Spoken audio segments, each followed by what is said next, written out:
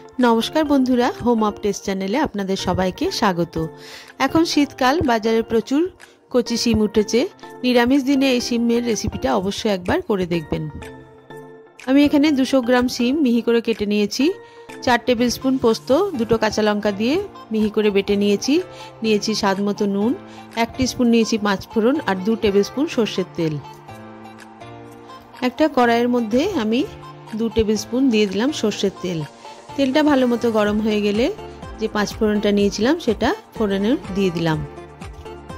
ফোড়নটা ভালো মতো ভাজা হয়ে গেছে, সুন্দর গন্ধ বেরোচ্ছে। এরপরে দিয়ে দিলাম কুচিয়ে রাখা শিমটা। তারপরে 2-1 মিনিট ভালোভাবে নাড়াচাড়া করে নিয়ে স্বাদ মতো নুন দিয়ে ঢাকা দিয়ে দিলাম।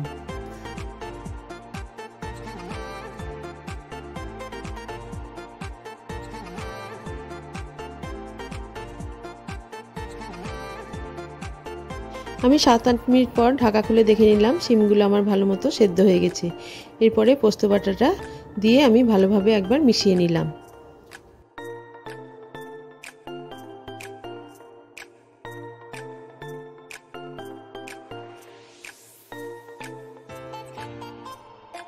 সব শেষে 2টো চেরা কাঁচা লঙ্কা আর 1 চামচ কাঁচা সরষের তেল দিয়ে আমি গ্যাসটা বন্ধ করে দেব।